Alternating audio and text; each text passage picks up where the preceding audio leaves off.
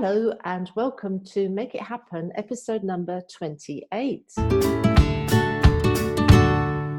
Today in the Make It Happen studio, I'm delighted to be talking to Valentina Ruffoni. Valentina I met as part of a networking challenge. Valentina is formerly from the United Kingdom, but now lives in Madrid. She is founder and created Eat Out Madrid, and she is co-chapter host for CMX Connect Madrid, which connects community builders and community curious people. Hi, Valentina. Hi, how are you? I'm good to see you. So tell me a bit about your story. Oh, wow. So my story, there's a lot going on, but in a nutshell, to give some context of where I've kind of come from to now, I graduated in 2009 with, I think about it then, with a degree. The actual name of the degree was actually called Organizing Live Arts, which sounds really kind of fancy, but really it's just events management. I then really didn't kind of find any kind of connections to any places of work in London, and decided, based on various holidays that we had been on, to go and work on a cruise ship, which was very exciting. The reason that this all kind of came up is that Disney Cruise Lines came into our university and to give a presentation saying they were looking for people, but you had to be 21 at the time, and I wasn't, because I'm born in August, so it means I'm like the last person to be able to do anything. So I couldn't do that. And then this is how many years ago this was. Somebody found a job in a newspaper that they gave to me. Many people watching may know of the Metro, which is a London-based newspaper. It was in the job section when you used to be able to search for jobs on one of the pages. And I applied, and next thing I know, I'm on a plane to Amsterdam by myself, about to work on a cruise ship. So I did that for a number of years, on and off. And then come 2012, I went back to another cruise ship, and actually in my second day on board, I met somebody else. And that person is now my husband. Okay. And we did some more cruise ship things, and then we decided to stop doing the cruise ships. For people that who are unsure what cruise ship life is like, it's 7 days a week, 14 hours a day. You don't get to cook your own food. Your rooms are smaller than what you would ever expect. So you can imagine it's a completely different lifestyle. You're almost in like a bubble, because everybody knows each other. You go to the bar each night, and it's all the same people every night. Okay. So you can get very sucked into this this world of cruise ship working.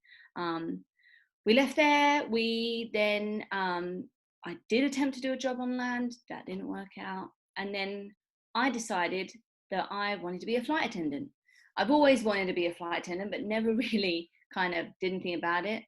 Etihad was, which is the national airline of the UAE, were hiring, had no idea who they were, decided to go for an interview, which if you've ever been to a flight attendant interview, I've never seen so many people who all look the same. I got the job. My husband, or fiance at the time, also got a job in Abu Dhabi, which is where we ended up going to. And yeah, we just decided, let's move there. We'd never been there. We weren't sure what we were doing, and we just left. We did that for 2 years, and then we decided we want to change. So that's what's led us to Madrid. And since being in Madrid, my Spanish is not great. I'm working on it. So here is where I've definitely learned most of my kind of skills and business knowledge, just because of the amount of hustling that I've had to do. I never really understood what that was before, but now I feel like I'm hustling all the time. I'm doing 6 different things here because, you know, we're in an age where it's good to have different incomes coming from different places, because you just never know when one might drop off. Or, you know, I like to spend a little bit of time on this thing, a little bit of time on that thing. So right now I'm doing, I think I was talking to someone last night, I'm doing 5 different kind of jobs, whether they're paid or unpaid or just passion projects here in Madrid. And I really do love being here. Yeah. I was actually, funny you should mention that. I was talking to Kim Stollard that runs the Costa Women Madrid group last week. And we were saying, if you meet women who haven't got 3 jobs, there's something very strange going on. They've either got a fabulous job that, you know, pays well and they're just very fortunate, or there's, you know, they haven't quite realized yet that to be in Spain, it's quite normal for you to have more than one job to keep alive. Yeah, no, so I'm guessing from the time that you were on the cruise ships, you learned a lot about food, and now you've taken your love of food to a new business in Madrid. So tell us about Eat Out Madrid. So Eat Out Madrid is a community of food lovers who love to eat out in the city. The idea of the community is to share the best places in town. We focus on the positives because for me, I just don't feel like there's any point in sharing where not to go. A lot of members in the group have their own places or maybe connected to places, and especially when you're on social media and you start commenting on things, if we're talking negatively, it kind of spirals out of proportion. Plus we're talking about food. Why would you want to talk about bad food when we can talk about good food? The community was started for 2 reasons. In Abu Dhabi, there was actually another group there that I got introduced to, which is kind of on the similar lines. And then when I moved here, I just started walking around Madrid because you'll know, being in the UAE, walking around is not as popular as it is here. So you kind of get in your car and you just go to somewhere that you know you're going to. Whereas here in Madrid, you could walk around the street and go, oh, should we get a drink here? Should we go and eat here? And I was overwhelmed by the amount of places that I could eat. And I was worried that I wouldn't know which places to go to. And I didn't want, especially when you're hungry, which is quite often for me, you end up going into the first place that you see, and more often than not, the experience isn't as good as you hoped it would be. So the group was created so that I could, for me personally, in the beginning, for me to find places that I could go and eat when I would get good food, it would be a good price and just generally a good experience. 3 years on now, we're at 5,800 members. Wow. And people are asking, where can I go in this area for a Mexican meal? I've got friends visiting, where can I take them? And the beauty of the group is that people can reply within a couple of minutes and you've got those instant responses. You don't have to go on places like Expedia or TripAdvisor or just to go and look for recommendations. You can get them from real people that are in the community. And that's what I wanted to create. And so far it's working. So it's a passion project of mine, and I just love it. Yeah. Actually, now you mention it, I do remember Eat Out Dubai when we lived in Dubai. And as you mentioned earlier, Valentina and I had got the connection of living in the Middle East because I used to live there too. And whenever you walked about in the Middle East, a taxi driver would always stop beside you because they think, why are you walking? It's too hot. Just get in the car and get a taxi, because taxis were super cheap in the Middle East as well. So, So some top tips for time management, because as you mentioned earlier, you've probably got 5 different roles different hats that you wear. So what would be your top tips for women that have created more than one business here in Spain? So, yes, there are a few tips I've got. So organization, I'm very organized. I mean, doing an events management degree, you kind of have to be. But in general, I think with any business, you need to be organized, and this can mean different things to different people. I personally love lists. I make lists of lists, just because I like the whole thing of kind of scratching something off. to say that's been complete, whether that's writing it down, which I like to do, but now I'm trying to save more paper by not doing that. So I have all these different notes on my laptop of different things. But I think that really kind of helps you achieve certain goals or just complete tasks so that you don't forget. Because for me, doing 3 different things or 4 different things that are completely unrelated, you think, oh yeah, I need to do that. And if you don't write it down or don't prompt yourself or give you a date or a time frame for you to complete it, sometimes you forget about it, sometimes it doesn't get done. And if you're managing a business, this could be detrimental to your business. So being organized is my kind of top thing. There is always time to eat. I speak to so many people who are like, oh, I didn't have time to eat today, or I'm working so much, I'm gonna have to miss lunch. Like, there is always time to eat. If first of all, for your own health, like if it's known that if you don't eat or drink after a certain period of time during the day, like your productivity goes down. For me, I get hangry, which is the combination of hungry and angry together. And like my husband will vouch for this. You do not want to be around me when I'm angry. So I can only imagine, like, if you're working, whether you're working by yourself or in a team, like you can kind of get agitated, and the chances of you getting things done in the way that you want to get them done is probably not going to be at the highest level that you would want to. So what I suggest is take that lunch break. A lot of people, I don't do this, but a lot of people have their whole kind of day planned out in maybe a spreadsheet or something, and they have their lunch dedicated to an hour or however long you want to take, whether it's 20 minutes or 15 minutes, how quickly you can eat. But at that point, you can't have your plate in front of you whilst you're doing things on the computer. And I still do that, but I'm trying to move away from it. Just take that time to just disconnect from whatever you're doing, have something to eat, enjoy food, so that you're then fueled for the rest of the day. If you're watching this and you're from Spain, a lot of people take a 2-hour lunch. They have this menu del dia. I mean, I'm not asking you to do that, but they take their time out to enjoy a break so that when they go back to work, they can continue. So that's something really important is, you know, take those breaks, eat when you're hungry, so that you can then continue with whatever tasks or things that you're doing. Last thing is prioritize. It's actually been really quite difficult for me to prioritize in life, I guess, but I've worked really hard to try and figure out what things really need to be done now and what can wait till tomorrow, for example.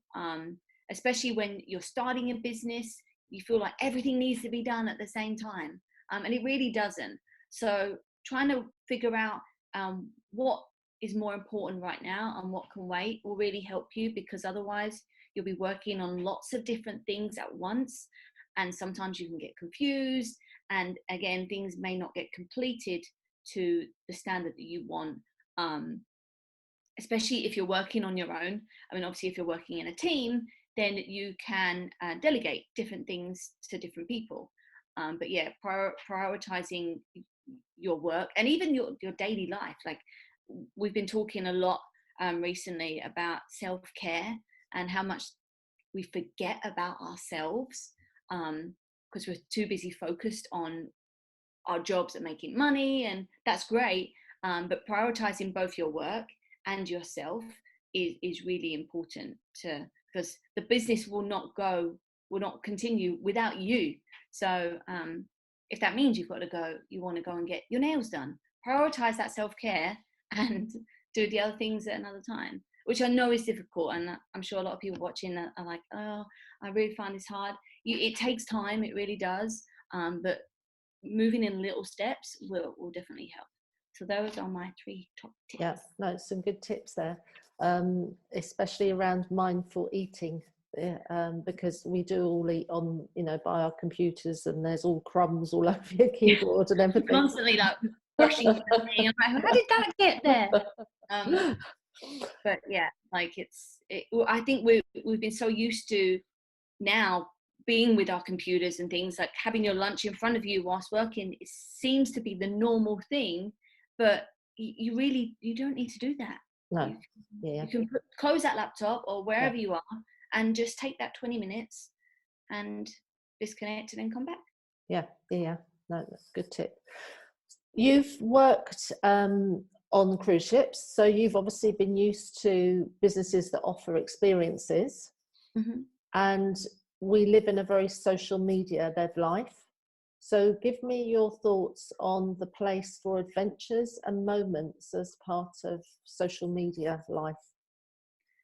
So, I mean, we're in a time where like people have their phones on their tables at dinner. People are taking pictures of food. The amount of food pictures I have on my phone, I currently have 12,000 photos on my phone. Wow. I would say that around 8,000 of them are food. Obviously, I'm taking it because I like what it looks like, and obviously I want some content for certain things. But the fact that we are now glued to our phones to check in on updates from different people, to post things, to get involved with things, people are craving that community vibe, and by going to experience something, a lot of people can then use that as content for their social media accounts, such as their Instagram or their YouTube channels or their Facebook communities. So I think a lot of places are now catering their experiences to social media. For example, like the only examples I can think of are food, so you have to excuse me throughout this whole thing that everything's food related. But restaurants, for example, are creating dishes that are Instagrammable. I don't even know if that is a real word, but it means that they know that people are going to come in not for their food itself. They're coming in for the picture, so that they can post to get the likes, to get the followers, to get the shares, which is great marketing in terms of the actual places selling the dish. But is that really what we've now come down to? Is that people are going in just to get the photo and not necessarily to enjoy the food? I'm not a big social media person that I like to be in pictures, just because I feel like I take terrible pictures. I'm not photogenic. So I guess that's why I've kind of veered towards food, because I just take the picture of the food. But yeah, like I feel like a lot of places have really kind of gone towards that trend, and they know that people are going to share it, and it means they don't have to spend so much money on marketing because people are tagging them, they're sharing them. It's free word of mouth, and it's a very good game that they're playing. So I'm very impressed at the way it's happened. But in terms of a personal level, like social media has taken over. I mean, now I do a lot of things on Facebook with the different brands and businesses. I've actually had to delete Facebook off of my phone because I'm on it way too much. So that's been a big step for me and was really quite difficult. But now I do everything on my computer.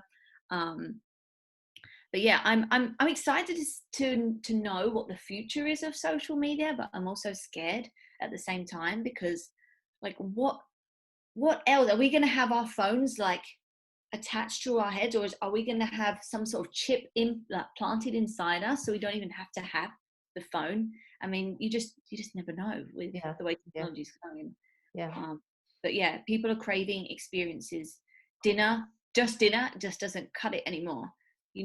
People want to be able to learn a new skill. Like, for example, here in Madrid, there is a brand called Eat Experience Madrid, which is run by two of the community members of Eat Out Madrid. And they provide intimate dinners in their home, but they also do gnocchi making. So people come along, they make the gnocchi, and then they cook the gnocchi, and then they eat it. I mean, it's not just dinner anymore. No, and again, people are able to learn a new skill, so they can go home and do that at home if they wish.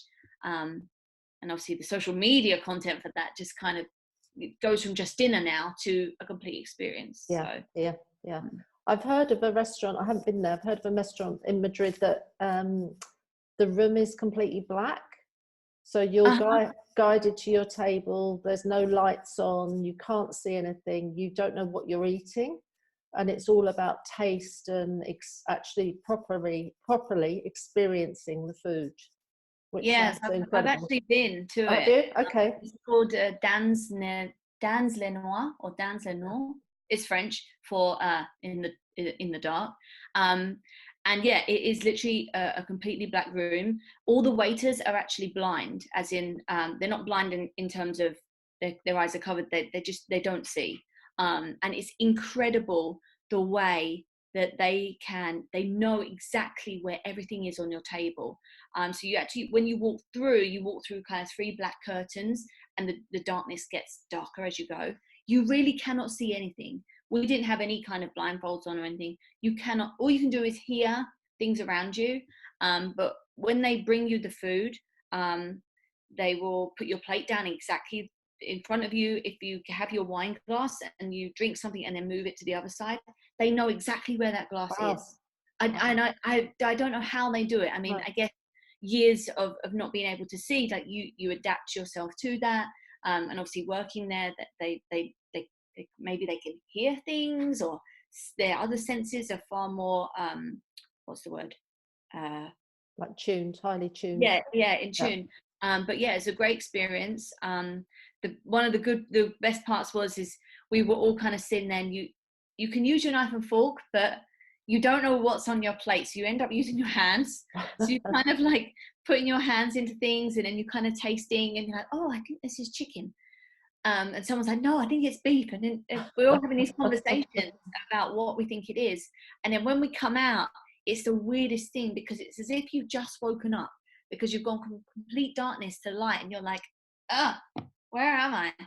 And they show you exactly what you've eaten, and whatever I thought it was completely different. Okay. Yeah. But it's a great experience, and it definitely, I mean, you can't obviously use your phones or anything in that kind of experience, so that it eliminates that for a couple of hours, and just using your other senses, and really just talking about food and really tasting it. And the amount of times that I've eaten and I don't remember tasting food, because I've either been too hungry, or you've been distracted doing other things.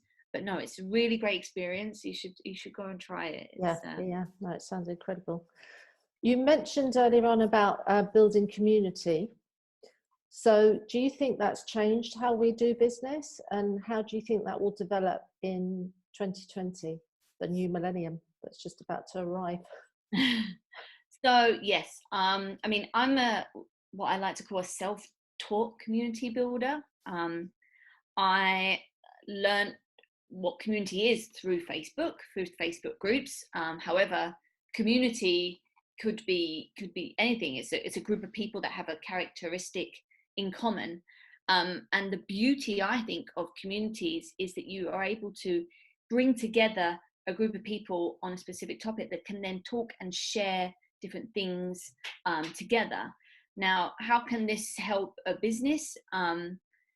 It means, for example, we're going to talk about this in a bit, but CMX, which is a company based in San Francisco, and it's a company that provides training and education for people building communities. So they have, in terms of their business, they offer online courses, they offer a yearly summit to bring people together where they're speakers, and basically what they have done is they've created a community of people. They have a free Facebook group where community builders like me can come together, and we can talk to each other about building our communities. Now, in doing so, they then have a pool of, say, I think it's now 10,000 people that they can then use to then promote their yearly summit, to get people to book tickets and attend. They can then promote their online training, so that people can then advance in learning new things about community building. So the great thing about communities in general are that you can get people together to talk about a topic which is related to your brand, and then you've got people that are, in theory, more likely to then buy your products or be invested in your products, because they have this common interest in what you're selling or what you're providing. A lot of people argue that you should create a community before you create the business, or you should create the business before the community. I did community before the business, because I was looking for places to eat in Madrid, and then it's just kind of naturally changed into a business. Either way, I think you can create one at any time.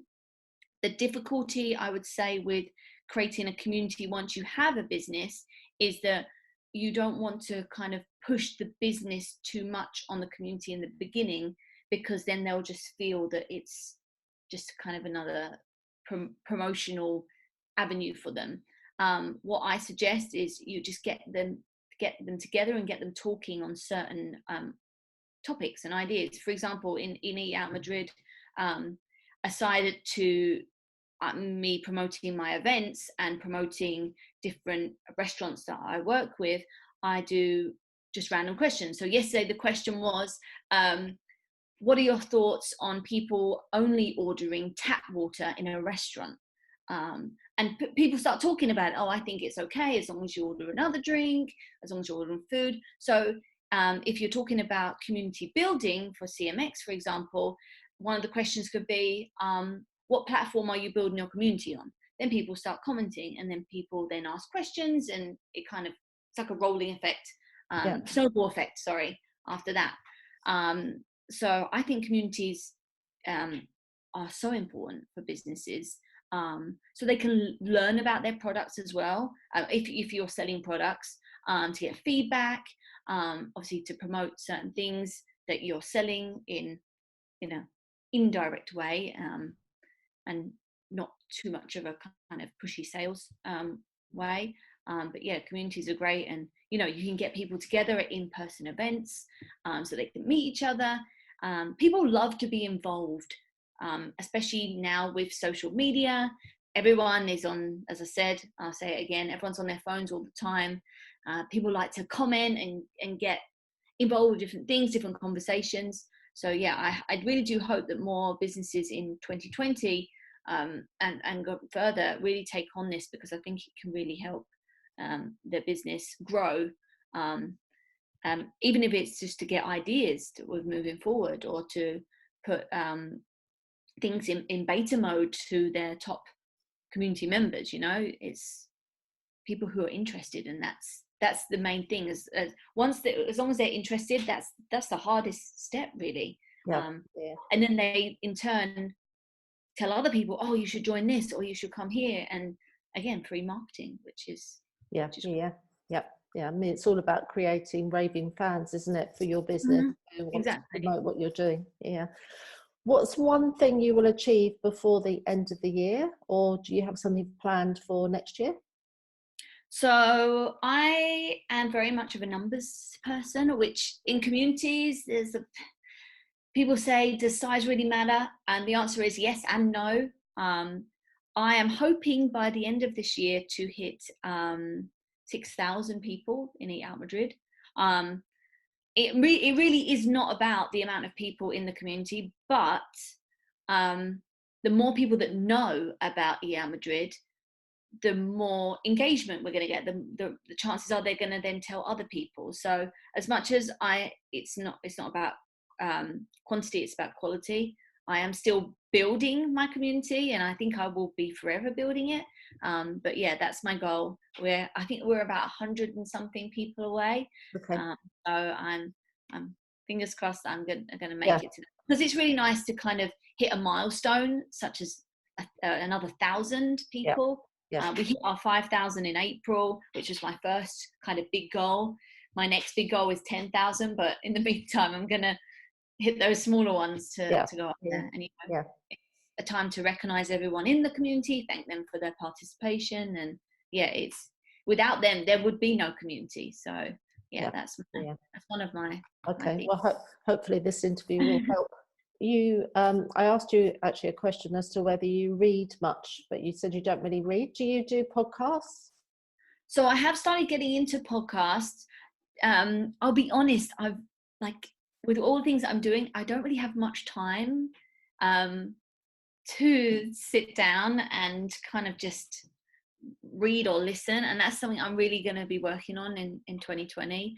I guess every time I sit down and read a book or maybe listen to a podcast, I fall asleep.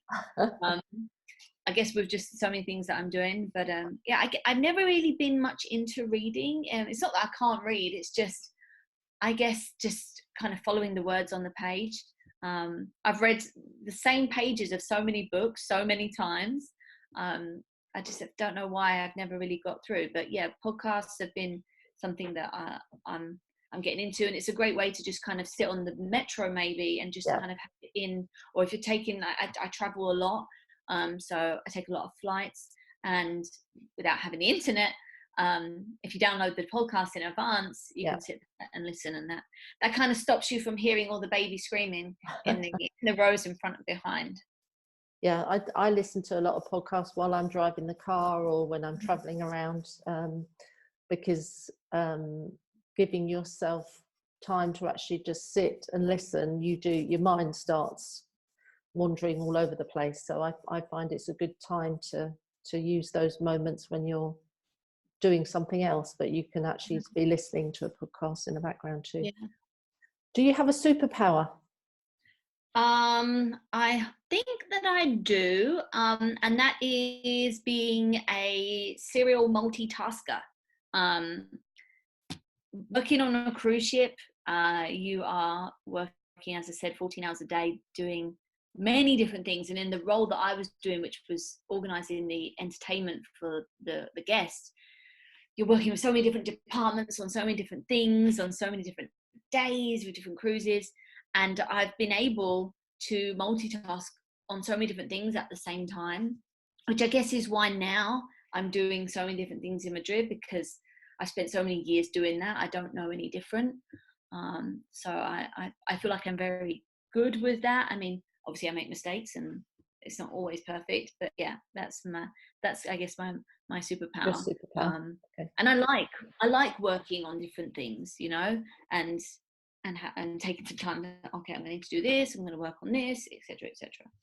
Yeah, it stops boredom, doesn't it? If you've got a lot of different projects to work on, it makes it far more exciting. Do you have one quote that you live by? Yes, I do. So, I have various quotes, but one of them that kind of comes to mind is, everything will be okay in the end. If it's not okay, then it's not the end. With the amount of traveling and changing of jobs and different things we've done, like, things haven't always worked out. And at the time, you get frustrated, you get angry, you're upset about why it's not worked out. And I've learned that, you know, the reason why it hasn't worked out is because something else is about to come for you. Doesn't feel like that at the time, but a couple of weeks or a couple of months, however long it takes, things are okay. And then you realize, why was I worrying and stressing about that before?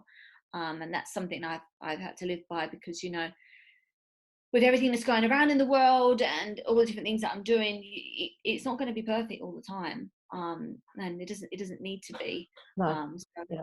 Yeah. There's that great quote, done is better than perfect. Yeah. And that's something that is, I'm very much a perfectionist at the same time, but you also have to be realistic, you know, and as long as you get it done, you can then tweak it later. Yeah. Do you have something you're daydreaming about? The first thing that comes to mind is very materialistic. It's the dream house. Our plan is to stay here in Madrid, and especially for me, I work at home, so it's important to have the space to be able to, you know, have your workspace and in your living space, because otherwise it kind of takes over. Right now, I'm currently in my living room, which is my working space. So, you know, that's one of the downsides of working at home, is that you spend a lot of time at home, and you can go out and go to cafes and working spaces like that. But yeah, the dream house with separate workspace and separate living space. I think it's important to get away from your workspace. And in these days where I've been working from home since 2000, and these days where it is your workspace as well as being your home life. It's very difficult to switch off and have a separate area, and you can just leave everything there and not be sitting there watching the TV and then looking over at your computer and saying, oh, I better get up and do that. So yeah. So if people want to connect with you and find out more about Eat Out Madrid, and also you mentioned Eat Out in Barcelona. Yes, so we've recently, I decided to branch out to another city, and Barcelona is the second biggest city, so it made sense. I also have a friend there who is going to be kind of heading that kind of community up, because without being in the city, it's difficult to know how to ask for different places if you're not physically there. So yeah, that's just hit 100 members, so it's that's good. pretty small in comparison to Eat Out Madrid. But yeah, the idea is to branch out to the various different major cities in Spain, and with the hub being here, so that people can find the best places to eat in the different cities, because food here in general in Spain is a big culture of going out and being social and having cañas and tapas and all that kind of thing. So why not showcase the best places, so we don't waste our money and time. So we can find those groups on Facebook. Do you have a website as well? We don't have a website at the moment. That's in work in progress, but we are on Facebook. We're also, Eat Out Madrid is on Instagram.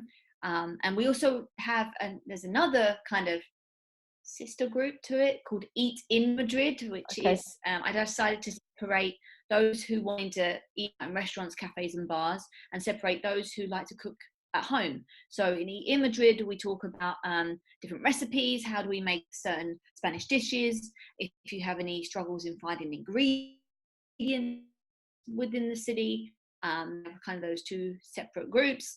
And then we have Eat Out Barcelona, so they can all be found on Facebook. Just type in Eat Out Barcelona, Eat Out Madrid, Eat in Madrid, and you can find them all there. Yeah, okay. Please join, please ask questions. Yeah, no, I'll share the links in the bottom of the interview. How is the best way for people to connect with you after this interview? So the best way is I'm very active on LinkedIn. You can find me on there, Valentina Ruffoni. I also have my personal Instagram account, which is also Valentina Ruffoni. Or you can connect with me through any of the groups. I'm very active on social media. If I don't get back to you straight away, it might just be that it's gone into my filtered messages. But yeah, send me a message on either of those. And if people are interested in actually starting Eat Out, insert Spanish city, are you interested to connect with people that might be interested to start their business with you as a collaboration project? Yeah, of course. If you're based in one of the cities, get in touch with me. As I said, I can't be in every place at once, so I'm looking for anyone who loves eating out and loves food. Those are the two kind of criteria. And obviously you're based in the city. Let's connect and let's talk, and let's see what we can come up with. Good. Okay. Well, thank you, Valentina. It's been a great interview and good to find out more about you and what you're doing, and also hear more of your top tips, because I think you've shared some really good information there. So thank you for that. No, thank you. It's been great to be talking with you. I hope you enjoyed this interview. If you're a woman who's living in Spain or a woman who's thinking about moving to Spain, come and join us at costawomen.com. It's completely free to join. Please also come and follow us on YouTube or listen to our recordings via Spotify. Just look for Costa Women, Make It Happen.